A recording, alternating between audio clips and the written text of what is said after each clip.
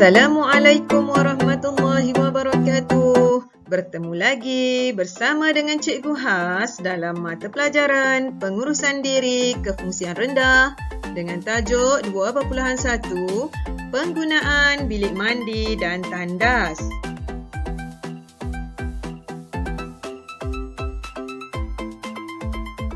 Cara menggunakan bilik air yang betul. Okey, ikut langkah-langkah yang diberikan. Okey, langkah pertama, apa yang perlu kita buat ialah pusing kepala paip ke kiri, iaitu ke arah berlawanan jam untuk membuka bilik air. Langkah kedua, pusing kepala paip ke kanan, iaitu ke arah putaran jam untuk menutup bilik air selepas digunakan. Ialah gambar yang menunjukkan cara menggunakan bilik air mengikut jenis kepala paip yang digunakan.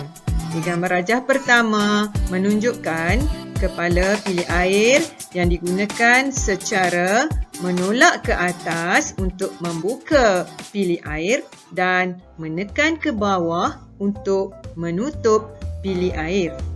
Dan gambar rajah kedua dan ketiga menunjukkan bilik air yang menggunakan kepala paip yang digunakan secara memusing ke arah kiri untuk membuka dan memusing ke arah kanan untuk menutup paip air atau bilik air.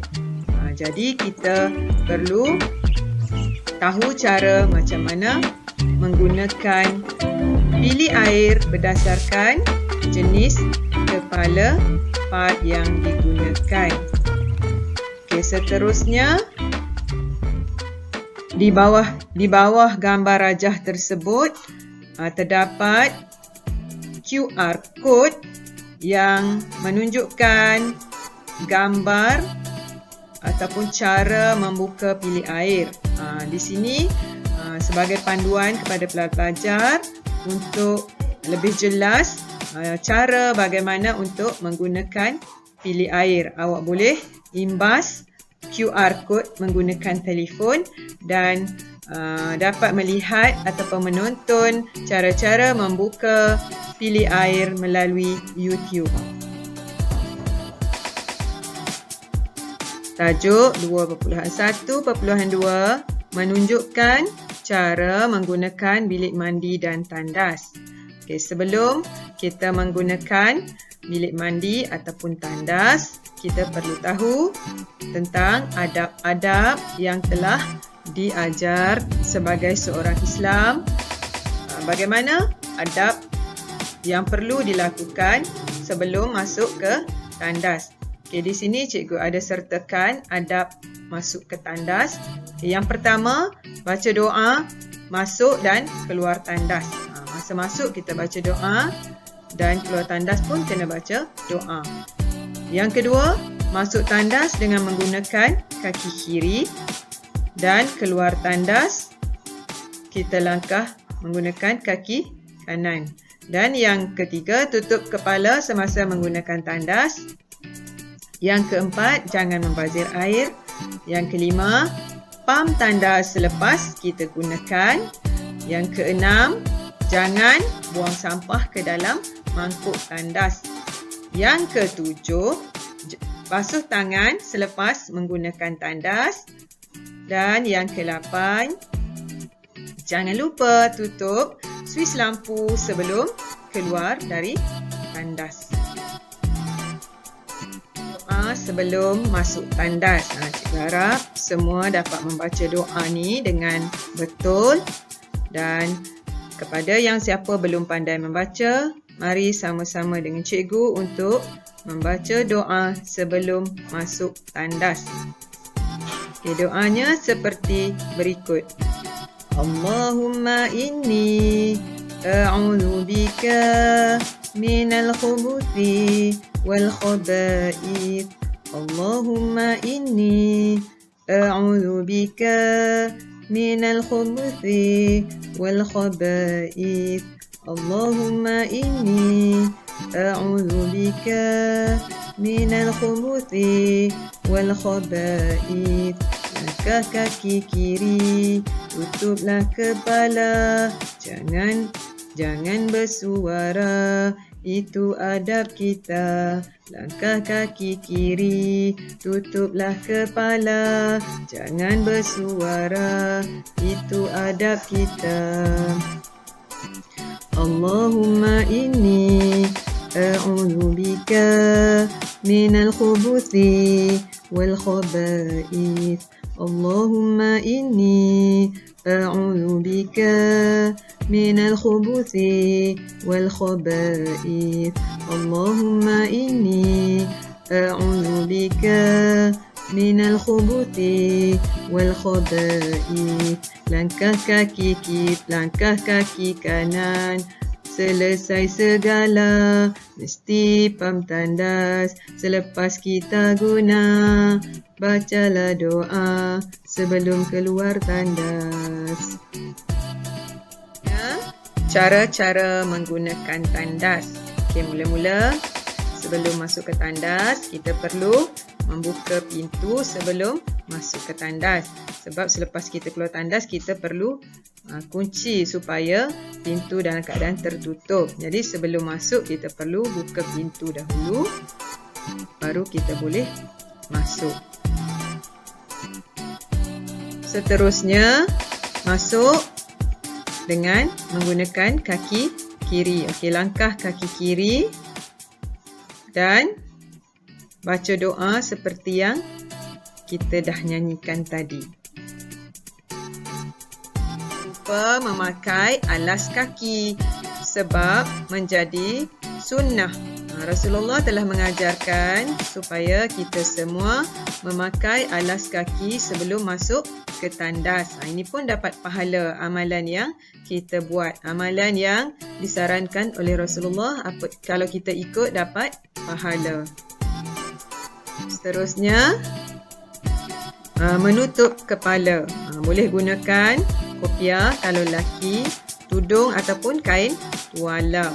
Boleh asalkan kita tutup kepala semasa menggunakan tandas. Jangan buang sampah ke dalam lubang tandas. Ini tidak boleh dilakukan kerana boleh menyebabkan tandas tersumbat. Antara sampah-sampah yang biasa kita jumpa dalam mangkuk tandas ialah tisu, sisa makanan seperti kertas gula-gula, tuala wanita, puntung rokok ataupun kotak rokok dicampakkan ke dalam mangkuk tandas. Jadi ini akan menyebabkan tandas tersumbat dan tidak boleh digunakan. Kita jangan membazir air. Okey, masa menggunakan tandas ataupun bilik air, kita mesti tutup paip selepas digunakan.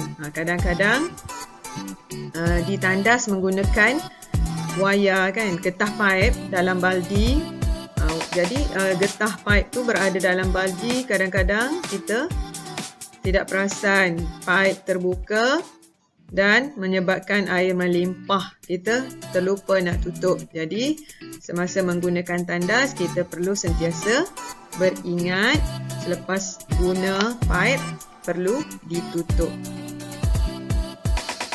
Seterusnya, keluar tandas dengan melangkah kaki kanan dan baca doa keluar tandas. Okey, mari sama-sama kita nyanyikan lagu doa keluar tandas. Sama-sama ikut cikgu. 1, 2, mula. Alhamdulillahilladzi azhaba 'anil adha wa 'afani. Alhamdulillahilladzi azhaba 'anil adha wa 'afani. Alhamdulillahilladzi azhaba 'anil adha wa 'afani. Okay, harap semua boleh baca selepas ni ya, boleh hafal doa keluar tandas.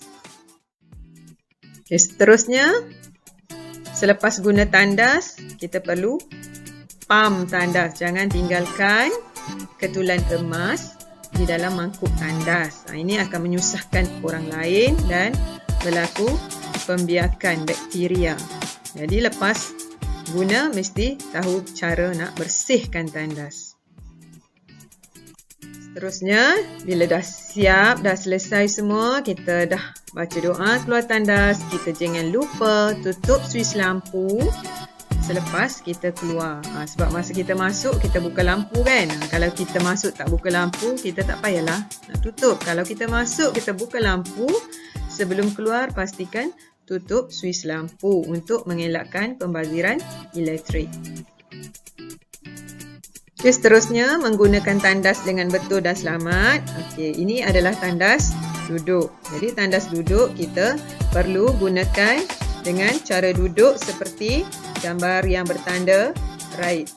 Dan yang bertanda pangkah itu adalah cara yang salah kerana dia duduk mencangkung di atas tandas duduk. Ini amat berbahaya kerana kemungkinan tandas akan pecah ataupun kita tergelincir dan jatuh daripada tandas. Ini akan menyebabkan berlakunya kecederaan. Jadi, berhati-hati ketika menggunakan tandas dan gunakan cara yang sepatutnya.